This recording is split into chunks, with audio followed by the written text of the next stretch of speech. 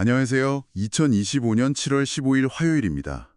오늘 한국 증시, 정말 뜨거웠죠?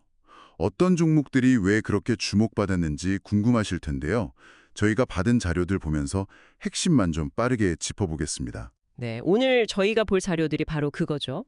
변동성이 컸거나 거래가 확 몰렸던 종목들, 소위 주도주들의 움직임과 그 배경을 분석한 내용입니다. 좋습니다. 복잡한 정보들 많은데 그 속에서 왜? 이 질문에 대한 답을 좀 명쾌하게 찾아보는 게 오늘 저희 목표입니다. 바로 시작해볼까요? 네, 그러시죠. 오늘 보니까 유독 기술 관련주들 움직임이 눈에 띄었어요.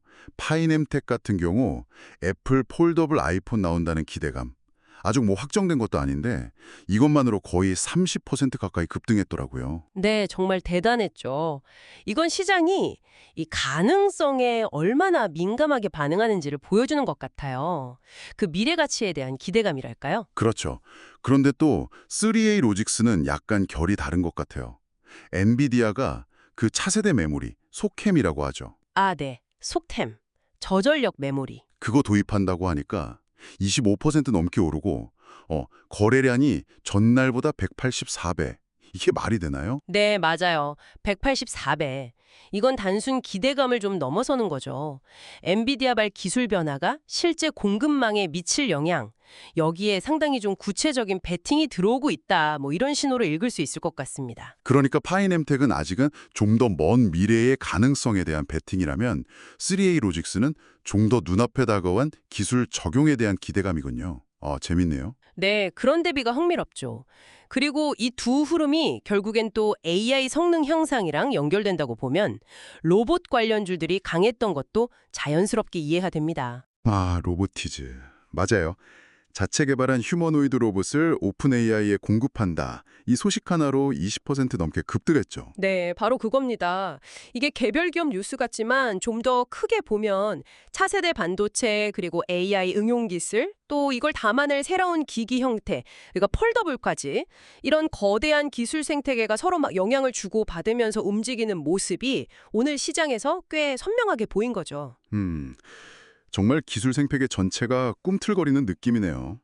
이런 흐름 속에서 어떤 연결고리를 주목해야 할지 계속 지켜봐야겠습니다. 네, 기술주 외에 다른 쪽도 좀 볼까요? 바이오 쪽도 움직임이 있었어요. 네, 펩트론이요.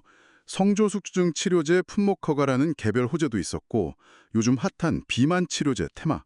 이 두 가지가 같이 작용하면서 20% 넘게 올랐습니다. 그렇죠.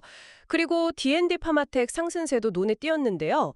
기술 이전 해준 파트너사 있잖아요. 네네. 거기에 구글 모회사, 알파벳 자회사가 투자를 했다는 소식이 딱 전해지면서 15% 넘게 올랐거든요.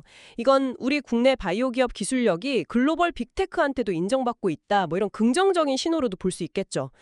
신약 개발에 대한 기대는 여전히 뜨겁다는 걸 보여주는 것 같고요. 그렇군요. 글로벌 빅테크와의 연결. 이게 바이오 쪽에서도 중요해지는군요. 방위산업 쪽 풍산도 인상 깊었어요.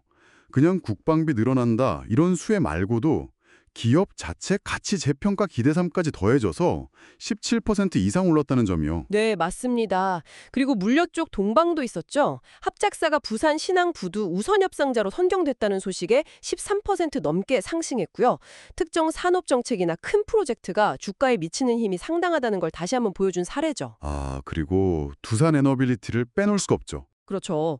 글로벌 원자력 발전, 이른바 원전 르네상스의 수혜주로 계속 꼽히면서 오늘도 8% 이상 상승했고 거래 대금이 엄청났습니다. 7,700억 원 넘었죠. 와, 7,700억. 에너지 전환이라는 큰 흐름 속에서 원자력 역할이 다시 주목받고 있다는 걸 확실히 보여주는 것 같습니다. 네. 결국 개별 기업 이슈뿐만 아니라 산업 전체의 구조적 변화나 정책 방향성 이런 게 얼마나 중요한 동력인지 잘 드러나는 대목입니다. 오늘 움직임들을 이렇게 쭉 모아놓고 보니까 시장을 움직인 키워드들이 좀 더 입체적으로 보이네요. 해시 AI, 해시 반도체, 해시 로봇 같은 기술 키워드는 기본이고 여기에 해시 공급, 예를 들면 애플이나 오픈 AI 같은 그렇죠. 그리고 해시 파트너십, 알파벳 투자 같은 거요.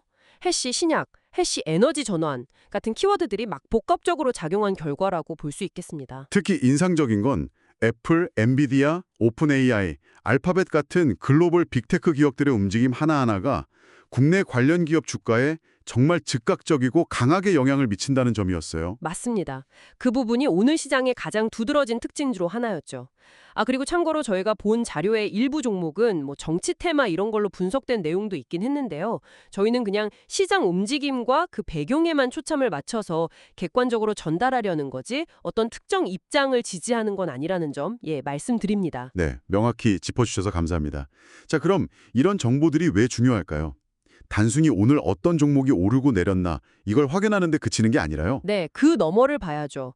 지금 시장을 관통하는 핵심 트렌드가 뭔지, 또 어떤 산업에서 구조적인 변화가 일어나는 중인지, 그리고 글로벌 기술 지형도가 우리 시장에 어떻게 영향을 미치는지, 이런 큰 그림을 읽는 데 중요한 단서가 될 수 있습니다. 결국 숫자 뒤에 숨어 있는 왜, 이걸 이해하는 게 핵심이겠죠. 맞습니다.